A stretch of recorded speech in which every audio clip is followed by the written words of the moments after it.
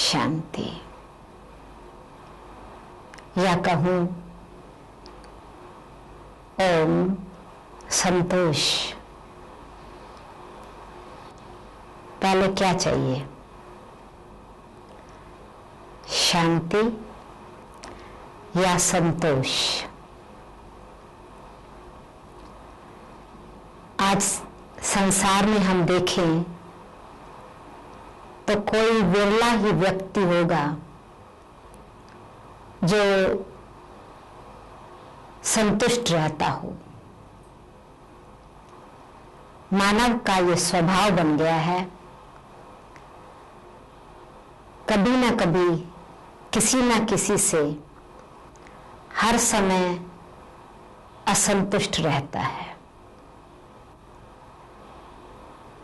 और न केवल दूसरों से असंतुष्ट रहता है, परंतु अपने आप से भी असंतुष्ट होता है। और बहुत बारी तो ऐसा भी देखा गया है कि भगवान से भी असंतुष्ट है। अब सचमुच देखा जाए तो असंतुष्टता एक मानसिक रोग है, अथवा ये कहें कि ये निर्धनता अथवा अभिशाप है। किसी कवि ने कहा है, गोधन, गजधन, बाजधन और रतन धन खान, जब आवे संतोष धन तो सब धन धूरी समान। संतोष सबसे बड़ा खजाना है। जब संतुष्टता आती है तो उसके पीछे शांति अपने आप ही आ जाती है। परंतु आज इंसान छोटी छोटी बात में जल्दी से नाराज हो जाता है। तो थोड़ा प्रश्न उठता है कि ये नाराजगी आई कहां से? तो देखा जाए तो संतुष्टता जननी है सुख शांति की, और असंतुष्टता मां है नाराजगी की। मां से भी नाराजगी जो बेटी है वो बड़ी जबरदस्त है अथवा पावरफुल है। नाराजगी जैसे मन का बुखार, अंदर ही अंदर असंतुष्टता मन में नाराजगी को जन्म देती रहती है, अथवा नाराजगी को पालना देती रहती है। और जब किसी से इंसान नाराज होता है तो व्यवहार में कटुता, दृष्टि में दोष की भावना, मधुरता एकदम समाप्त हो जाती है। अब ये नाराजगी अथवा असंतुष्टता के कारण क्या है, अथवा ये बीमारी इंसान को लगती क्यों है? देखा जाए तो मनुष्य आत्माएं दूसरी मनुष्य आत्माओं से इच्छा रखती हैं कि हमको कोई दूसरा सहयोग देवे,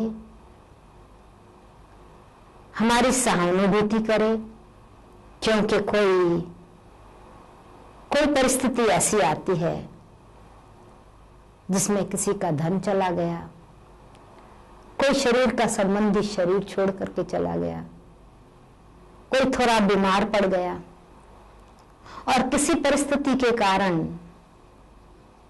कोई संबंधी ने पत्र नहीं लिखा या टेलीफोन नहीं किया या अस्पताल में देखने नहीं जा सका, बस अंदर से उस व्यक्ति के लिए नाराज हो जाएंगे और मन में उनके प्रति कटुता का व्यवहार हो जाएगा और कहेंगे जब ये बीमार पड़ेगा ना मैं भी कभी नहीं जाऊंगा इनको देखने, इनको घाटा पड़ेगा ना मैं कभी भी सहानुभूति नहीं दिखाऊंगा।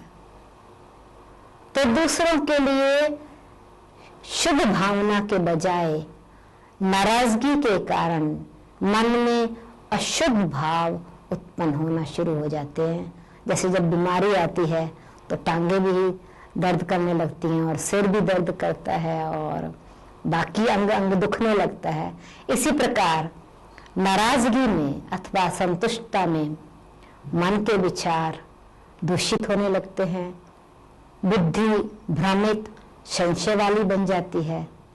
जो व्यवहार सुंदर विचार वाला होना चाहिए उसके बदले कटु व्यवहार अथवा खराब व्यवहार होने लग जाता है और हम अपने संस्कारों को एक दिव्यता के आधार से प्रकट नहीं करते।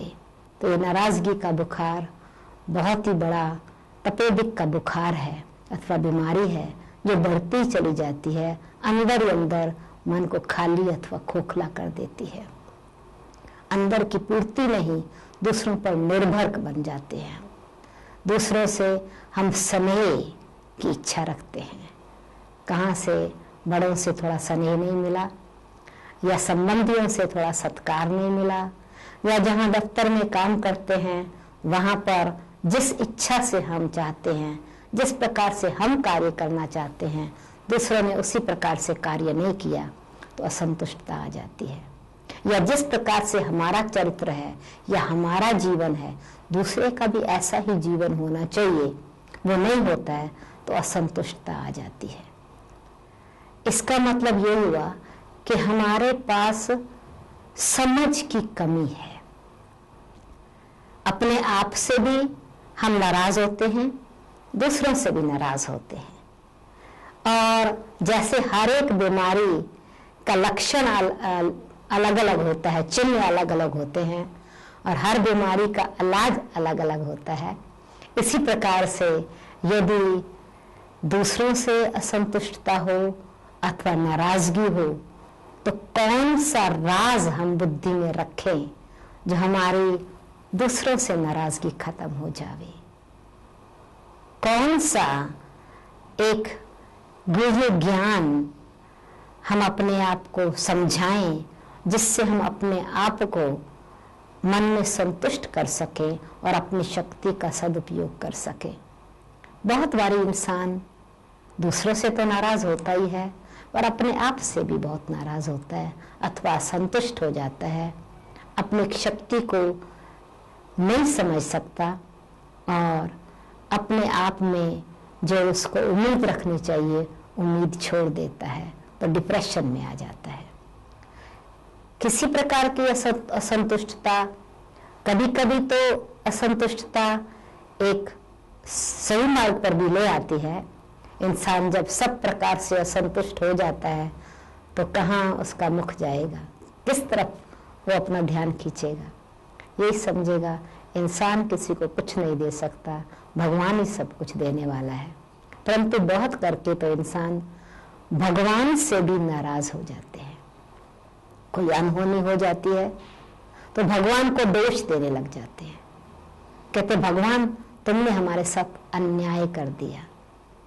अभी हमको वास्तव में समझने की जरूरत है कि दूसरी आत्माएं जो हमारी आशाएं हैं वो अगर पूरी नहीं कर सकी तो कोई परिस्थिति होगी, कोई कारण होगा। समस्याएं बदलती रहती हैं, इंसान की सामर्थ्य बदलती रहती है, समय बदलता रहता है, परंतु हम बार बार जो हमने किसी को भला किया है, किसी को सुख दिया है, उसके रिटर्न में हम उनसे वही प्राप्त करना चाहते हैं। परंतु हमने अगर किसी के साथ भला किया, किसी की बीमारी में मदद की, तो हमें ही दुआएं मिली ना। दूसरा हमको अगर समय पर मदद नहीं दे सकता तो मैं बद्दुआ तो नहीं दूं, मैं अपने गुण को अवगुण में क्यों बदली कर दूं। और हम ये भी समझें, कई बार ऐसा होता है, घर में माँ बच्चे से असंतुष्ट होती है, कहती है जब से तेरी शादी हुई है तू जोरू का गुलाम बन गया है, तो कुछ माँ का ध्यान नहीं रखता है, तो माँ बाप का ध्यान नहीं रखता है। जो माँ बाप को अकेले होते बच्चे का ध्यान केंद्र माता पिता थे, स्नेह सम्मान वो दे सकता था, उसने दिया। परंतु माँ बाप को भी ये समझने की जरूरत है कि अब जिस व्यक्ति ने किसी दूसरी आत्मा को जीवन साथी बनाया है, तो उसके लिए भी उसकी जिम्मेवारी है, उसकी परिस्थिति को भी समझना जरूरी है। माँ बाप का स्नेह उसके लिए अभी भी उतना ही है, परंतु माँ बाप की इच्छाएं बढ़ गई हैं, इसलिए असंतुष्टता बढ़ गई है। तो यदि हम एक दो की परिस्थिति को समझते हैं तो हमको अंदर अपमान की फीलिंग नहीं आएगी। ये नहीं आएगा कि हमारे पर ध्यान नहीं गया। हम आत्माएं परिवार में उनको सद्भावना दे करके और ही सहयोगी बना लेंगे। तो हमारे पास संतुष्टता की अगर खान रहेगी तो हम दूसरों को दुआएं देंगे, और वो दुआओं की शक्ति हमको उनका जो स्नेह हमारी तरफ जिस प्रकार होना चाहिए, स्नेह के साथ सम्मान जरूर मिलेगा। तो हम अपनी दुआएं देना क्यों छोड़ें, हम अपनी शुभ कामनाएं क्यों छोड़ें। इसी प्रकार से भाई का भाई से असंतुष्टता, अथवा बहन की अपने भाई से असंतुष्टता, या भाई की बहन से असंतुष्टता, बहन भी बार बार भाई को इसी प्रकार से असंतुष्ट होकर के उल्हाना देती रहेगी। पहले जो तुम मेरा ध्यान रखते थे, मेरी पढ़ाई पर ध्यान था, मेरे को मदद करने का ख्याल था, अभी तुम मदद नहीं करते हो। तो हम व्यक्ति की सामर्थ्य को देखें, समय को देखें और परिस्थिति को देखें, तो हम असंतुष्ट नहीं होंगे। हम अपने मन को दुखी क्यों करें, मन तो हमारा है ना।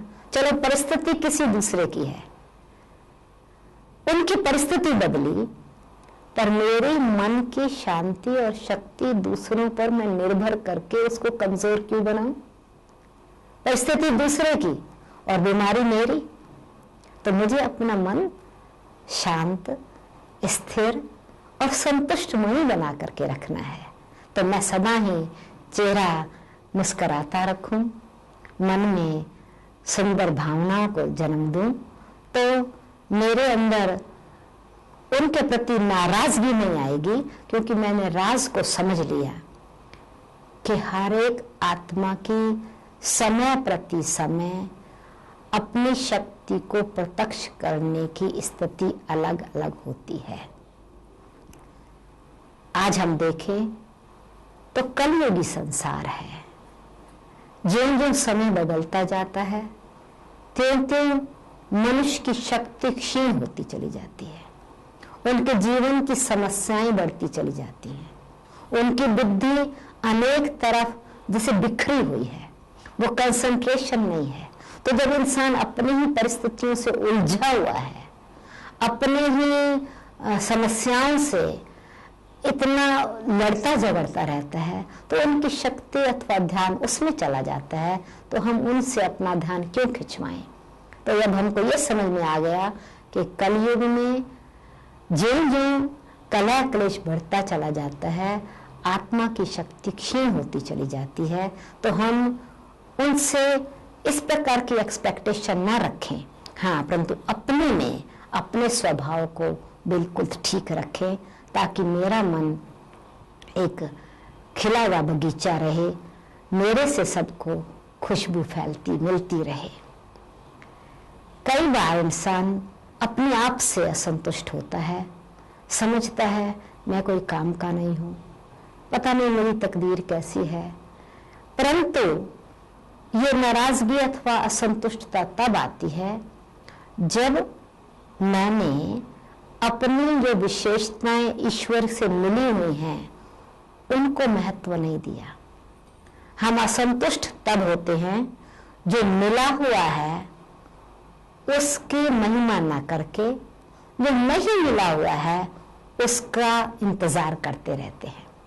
परंतु जो भी हमको भाग्य मिला है, जैसा भी हमको संबंध मिला है, जैसा भी हमको सत्कार मिला है, जो भी हमारे पास सुख साधन है, हम उतना तो भगवान का गुण गाएं ना। परंतु जब हम अपने को ना देख करके दूसरे को देखने लगते हैं तो जी दुखी होता है। इसलिए किसी ने कहा है, रुखी सुखी खाए के ठंडा पानी पी, ना देख पराई चौपड़ी, मतलब भले उनके पास घी हो या मक्खन हो, ना ललचाए जी। जब हम दूसरों की देखते हैं इनके पास तो बहुत बढ़िया क्रीम बटर है और हम अपनी सूखी रोटी को देख करके दुखी हो जाते हैं, परंतु हमने सूखी रोटी भी परमात्मा की याद में प्रेम से खाई तो 36 प्रकार के भोजन का रस देगी। इसका मतलब है हम अपने मन को समझाएं, मन को मसोसे नहीं, मन को मारे नहीं, मन को दुखी नहीं करें, परंतु मन के विचारों को सुधारें तो हमारे अंदर संतुष्टता का गुण एक गहना बन जाएगा, हमारे जीवन का श्रृंगार बन जाएगा। ये हमारी एक शक्ति हो जाएगा जो हमारे मन के रोग को सदा के लिए दूर कर देगा। कभी कभी कोई ऐसी परिस्थिति आ जाती है तो जिस भगवान के प्रति इतना प्रेम है, जिस परमात्मा के लिए इतनी श्रद्धा है, जिस कल्याणकारी भगवान के लिए इतनी भावना है, उस परमात्मा के लिए भी हम परमात्मा को भी गाली देने लग जाते हैं, भगवान से भी नाराज हो जाते हैं। हम ये भूल गए कि भगवान तो सुख दाता है। कभी आपने भगवान को दुख दाता कहा? क्या सूर्य जो सदा रोशनी देने वाला है क्या कभी अंधेरा देता है? आज सूर्य यहाँ चमक रहा है, प्रकाश यहाँ है, कल सूर्य दूसरी जगह चमक रहा है, वो प्रकाश वहां दे रहा है, उसने अंधकार नहीं दिया, सिर्फ सूर्य का चमकने का स्थान बदल गया। तो हम अगर भगवान के गुणों को अच्छी तरह से समझे कि परमात्मा तो कल्याणकारी है, वो सदा शिव है, वो सदा सुखदाता है, वो हर एक आत्मा का भला चाहते हैं। हाँ, बाकी मुझे अपने कर्मों की कहानी को समझना जरूरी है। ये भी समझना है कि परमात्मा कल्याणकारी भी है, परंतु परमात्मा हमको हमारे अनेक जन्मों के कर्मों की गति का भी ज्ञान देते हैं। हर एक आत्मा के कर्म का खाता अलग अलग है। बेशक आज कोई परिस्थिति हमारे सामने आई, कोई ने शरीर छोड़ा, तो हमको परमात्मा ज्ञान देते हैं कि बच्चे, उस आत्मा का जिसके साथ आप संबंध निभा रहे थे, चाहे बच्चा था, चाहे आपका पति था, चाहे आपका भाई था, चाहे आपका कोई भी मित्र संबंधी था, उस आत्मा का जब तक उसकी प्रकृति के साथ जितना पाठ था प्ले करने का, उसने उतनी देर प्ले किया। उस संसार मुसाफिर खाने में उसको उतनी देर ही रहना था। उसकी यात्रा यहाँ एक स्थान से पूरी हुई और जीवन यात्रा दूसरे स्थान पर शुरू हुई है। सिर्फ उस आत्मा ने अपना ड्रेस बदला है और एड्रेस बदला है, यानी उसने शरीर रूपी ड्रेस जो पहनी हुई थी वो सिर्फ ड्रेस चेंज हुई है, और जब ड्रेस चेंज हो गई तो उसका एड्रेस अथवा उसका पता भी चेंज हो गया। वो आत्मा दूसरी जगह जाकर नई ड्रेस पहनेगी अथवा नया चोला लेगी। आप यहाँ दुखी हो रहे हैं और भगवान से नाराज हो रहे हैं, और उससे नाराजगी में आपका मन भगवान में लगेगा तो नहीं। भगवान से जो आपको शक्ति मिलनी चाहिए वो भी आपको शक्ति नहीं मिलेगी, जो आपको प्रेम भावना परमात्मा के लिए रहनी चाहिए वो भी नहीं। और दुखी होकर के जिस आत्मा को आप शांति देना चाहते हैं, जिस आप संबंधी ने शरीर छोड़ दिया, आपका उससे प्यार है, आप उस आत्मा को शांति देना चाहते हैं, तो शांति तो आप अपने शांत मन से दे सकेंगे ना। भगवान से अगर आप नाराज हुए, शक्ति आपको कहां से मिलेगी? तो समझना है कि उस आत्मा ने शरीर छोड़ा है नया पार्ट प्ले करने के लिए। जहां वो आत्मा शरीर लेकर के नया पाठ बजा रही है, बजाने जा रही है, वहां तो उस आत्मा का आवाहन हो रहा है। क्योंकि कोई भी आत्मा अगर शरीर छोड़ती है तो उसको नया चोला पहले से तैयार हो रहा है। 4 महीना पहले से ही माँ के गर्भ में बच्चा की जो शरीर है वो तैयार होना शुरू हो जाता है, और फिर जहां से आत्मा एक स्थान से शरीर छोड़ के जाती है, वहां उसको नया चोला जो तैयार हो रहा है अथवा नई मोटर, शरीर रूपी गाड़ी जो उसको मिलने वाली है, तो वो पहले से 4 महीना 3 महीना जा करके उस मोटर को उसको चलाना कैसे है, उस शरीर रूपी यंत्र को उसको कैसे अपने व्यवहार में लाना है, तो आत्मा पहले चली जाती है। तो जाने वाली आत्मा को तो नया शरीर मिला, और जब जन्म लेने वाला है तो उसका आवाहन हो रहा है, तो सब उसका इंतजार कर रहे हैं कि हमारे घर में नया बेबी आएगा। तो उसके आह्वान में वो तो भूल जाता है। आपने कभी अपना पिछला जन्म याद किया, पिछला संबंध याद किया?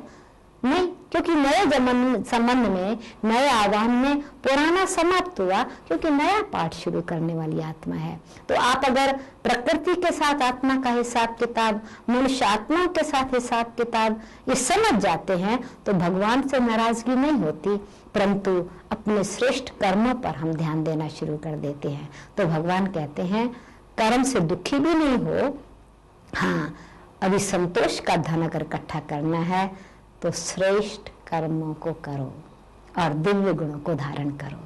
समझो हम दूसरे आत्माओं से असंतुष्ट होते हैं, क्यों?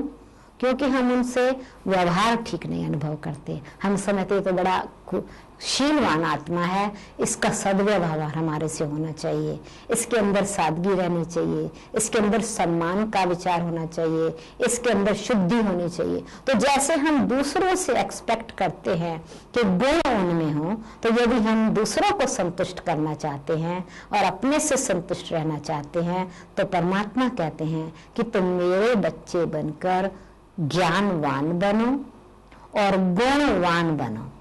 जब हम ज्ञानवान बन जाते हैं तो हर परिस्थिति को के राज को समझ जाते हैं, और हम गुणवान बन जाते हैं तो हर परिस्थिति को हल कर लेते हैं। तो गुण है विटामिन, जैसे ज्ञान है इलाज, ज्ञान है औषधि।